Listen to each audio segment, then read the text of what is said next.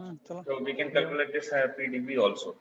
So this is the question है, a stationary mass per gas is compressed without friction from initial state of 0.3 meter cube volume थी, pressure remaining same 0.105 megapascal और final state में volume कितनी बढ़ गई आपकी 0.15 हो गई, कम हो गई, वॉल्यूम कम हो गई। जब आप कंप्रेस कर रहे हो तो वॉल्यूम कम हो गई और प्रेशर रिमेनिंग द सेम और हीट जो ट्रांसफर हुई है, ट्रांसफर हीट 37 किलो जूल पर होगी। तो आप उनको क्या निकालना है, इंटरनल एनर्जी निकालना, मींस ये निकालना है, ये हाइलाइटेड एरिया दिखा है, Q = du + dw लगा दिया अपन ने। गलवान के साथ हुए हमें हाँ जी बॉल छूटे के बोलिए, कौन बोला भाई? क्या किसी को क्वेश्चन है तो आप रेस कर दिया करो हाथ, फिर बोला करो आप लोग, ठीक है? नहीं तो ऐसे बोलने में बहुत दिक्कत हो जाती है। इमरान, मोहम्मद इमरान बोल रहे होंगे, है ना? ठीक है, तो अपन को वैल्यू निकालनी है, इंटरनल एनर्जी मींस du की वैल्यू निकालनी है। Q की वैल्यू दे दी है 37.5, तो देखो Q = U2 / V1 + W/2, ये निकाला। हेंस वर्क डन इसके इसमें PdV हो गया, तो प्रेशर दे दिया 0.105, चेंज इन वॉल्यूम हो गई 0.3 माइनस 0.15, ये चेंज इन वॉल्यूम लगा दिया अपन ने, तो वर्क डन आ गया आपका। ये देखिए ये वर्क डन आ गया और Q दे रखा हुआ है अपन को माइनस, नेगेटिव वर्क डन क्यों दे रहे हैं अपन को, U2 / V1 कर रहे हैं, they transfer of heat from the gas doing the process, gas transfer heat कर रही है आपका, हीट दे रहे हैं अपन, ले नहीं रहे हैं, तो इसलिए नेगेटिव साइन लगा दिया यहाँ पे, ये आगे नेगेटिव साइन। तो आप इससे वर्क डन निकाल लोगे। Is it clear to everyone? Negative sign में आ रहा है आपको, साइन कन्वेंशन बहुत इंपॉर्टेंट है। ये कैसे निकाला, dq = du + dw निकाला, q की वैल्यू दे रखी हुई है, नेगेटिव साइन अपन क्यों यूज कर रहे हैं, क्योंकि heat of gas doing the process, heat transfer हो रहा है, हीट अपन दे रहे हैं ना कि ले रहे हैं, दे रहे हैं इसलिए नेगेटिव साइन हो रही है, ले रहे होते हैं हीट तो पॉजिटिव साइन होती है। ओके, यहाँ तक क्लियर है? किसी को डाउट है इस क्वेश्चन में? हाँ या ना तो बोलिए। फर्स्ट लॉ थर्मोडायनामिक्स पढ़ा दिया मैंने, सब करवा दिया, अब आप हाँ या ना बोलिए कुछ।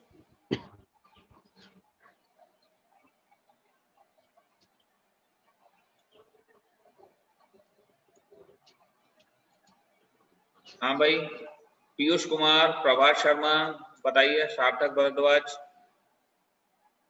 फर्स्ट लॉ थर्मोडायनामिक्स समझ गए आप लोग? Yes sir. इस क्वेश्चन में कोई दिक्कत है आपको? क्वेश्चन समझ में आया आप लोगों को? अनम्यूट करके बता सकते हैं अगर नहीं आया समझ में। सिंपल है formula, dq = du + dw means first law of thermodynamics, heat and work are interconvertible. तो उसको अपन ने यूज किया इसमें। वर्क डन का फॉर्मूला होता है P del V, तो वो अपन ने P del V लगा दिया यहाँ पे। ये देखिए वर्क डन का formula P del V, del V means P V2 / V1 होता है, इंटरनल एनर्जी U2 / V1 होता है। बस Q की वैल्यू दे रखी हुई है, ये Q की वैल्यू दे रखी हुई है अपन ने, Q = du + dw, तो चेंज इन इंटरनल एनर्जी आपकी आ जाएगी, नेगेटिव में आ रही है मींस इसका क्या मतलब है, नेगेटिव एनर्जी आप गैस डिक्रीज हो रही है। ठीक है, यहाँ तक क्लियर है आपको? दूसरा क्वेश्चन बताइए मुझे, अब आप लोग ये अपन कर रहे हैं दूसरा क्वेश्चन,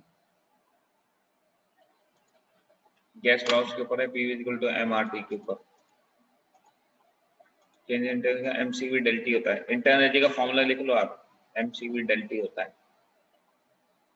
और ये वही लगा फर्स्ट पर dq du + dw, तो du की वैल्यू होती है mCV del T, constant volume को दे रही है, और PV = mRT, PV = mRT का फॉर्मूला है, उन्होंने मास ऑफ एयर निकाल ली इस केस के अंदर। ये आपके बेसिक्स हैं, ये आप लोगों ने 12th में पढ़े होंगे, मैं आपको समझा देता हूँ एक बार, ये बेसिक्स क्लियर करना बहुत जरूरी है। ये R की वैल्यू दे रखी है, जैसे उन्होंने कहा 20 people attended a party in a small room of size, ये साइज रूम दे दिया, रूम क्या था, क्यूबाइट का था, 6 mm 8 mm and have 3 mm ceiling, ये सीलिंग हो गई, 3 मीटर की सीलिंग है, 6 मीटर का रूम है और 8 मीटर उसकी लेंथ, ब्रेथ और हाइट हो गई, ये 3 चीजें दे दी, मींस वॉल्यूम दे दी आपको। Assume that each person gives 400 kilo joules of heat दे रहा है, हर आदमी अगर 400 किलो जूल हीट दे रहा है, 20% है, तो टोटल अमाउंट ऑफ हीट कितनी होगी, 20 × 400 करना पड़ेगा आपको। And the room is completely sealed off an insulator. Calculate the air temperature rise according within the 15 minutes. और इन्होंने इसमें टाइम दे दिया। वॉल्यूम आपने पहले रूम की निकाल ली, वॉल्यूम, ठीक है, ये इसमें कुछ नहीं किया उन्होंने, वॉल्यूम निकाली। ऐसे क्वेश्चन आए तो घबराना नहीं है इस केस में, ठीक है, ऐसे क्वेश्चनों को बिल्कुल घबराना नहीं है। ये आपके आ गई रूम की वॉल्यूम इतनी आ गई, और वॉल्यूम ऑफ एयर जो आप दे रहे हो, तो ये एज्यूम कर रहा है ईच पर्सन ऑक्युपाइज कितनी करे 0.07 मीटर की वॉल्यूम दे रहा है आपका, तो उसको अपन ने इससे मल्टीप्लाई कर दिया। एज्यूमिंग स्टैंडर्ड एटमॉस्फेरिक कंडीशंस, तो स्टैंडर्ड टेम्परेचर प्रेशर का ये फॉर्मूला होता है 1.103 bar the mass of air P equal to MRT, ये फॉर्मूला लगा दिया इसके अंदर। तो मास ऑफ एयर अंदर जो बची वो निकल जाएगी। Standard atmospheric condition के अंदर an amount of heat released in 1 hour is 420, total amount of heat इतनी निकल रही है। मैंने आपको पहले ही बता दिया था क्वेश्चन पढ़ते ही कि टोटल अमाउंट ऑफ हीट इतनी निकल रही है। अब टाइम फैक्टर आ गया तो इंटरनल एनर्जी निकाल लो आप, mcv डेल्टी। मास अपन ने क्यों निकाला है, इस फॉर्मूले के लिए निकाला है मास, ये फॉर्मूला है यहाँ पर। mPV इक्वल टू MRT से प्रेशर 1.013 × 10⁵ बार में न्यूटन पर मीटर स्क्वायर में कर दिया। और वॉल्यूम कितनी आ रही है आपकी ऑक्युपाइड 142.6 मीटर क्यूब वॉल्यूम है पर्सन वाइज।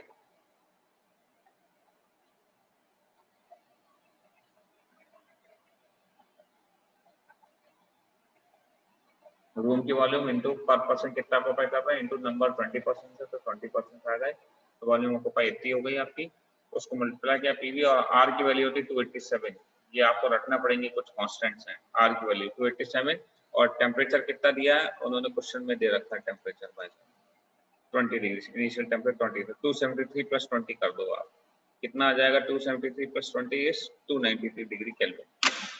ये आप लोग सब कैलकुलेटर लेके बैठे हैं, और उससे अगर ये न्यूमेरिकल सॉल्व करेंगे तो ज्यादा बेटर रहेगा। Okay,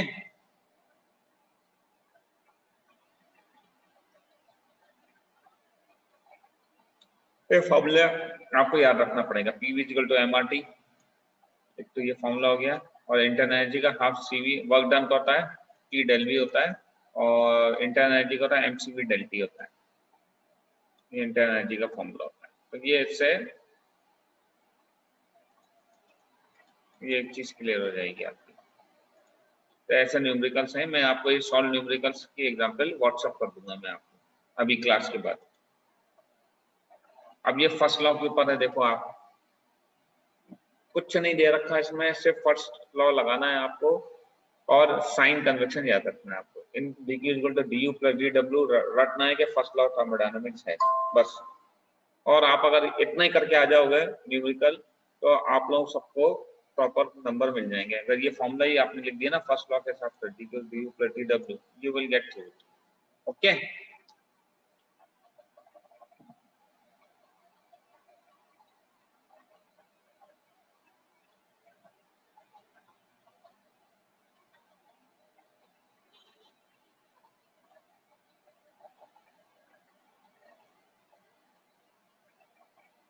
so a tank containing a hot fluid is steered by a paddle wheel during 100 kilojoules of work on the fluid. At the same time, the fluid loses 500 kilojoules of heat energy. If the initial internal energy of the fluid is 800, internal energy भी दे दी इन्होंने, देखो state paddle wheel, work done they दिया आपको, at the same time fluid loses, ये heat दे दी आपकी, heat loss. If the initial internal energy they the U1 दे दी आपको, तो जो determine the final energy U2 के वैल्यू निकालनी है इसके अंदर, बस सिंपल है। बस ये आपको मालूम होना चाहिए क्या क्या दे रखा हुआ है।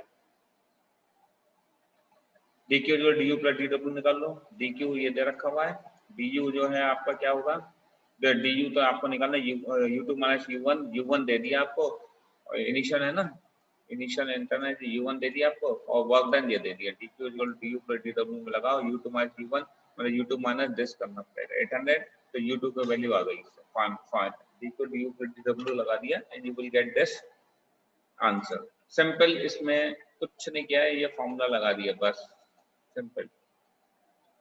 आप क्योंकि वर्क दे रहे हो, स्टेयर कर रहे हो, मींस आप काम करके दे रहे हो उसको, इसलिए नेगेटिव वर्क डन। अगर सिस्टम वर्क कर रहा होता तो पॉजिटिव रहता है। ये साइन कन्वेक्शन आपको याद रखना है इस केस के अंदर। All have to remember this sign convention. Okay, hope so this is clear to you all यहाँ तक।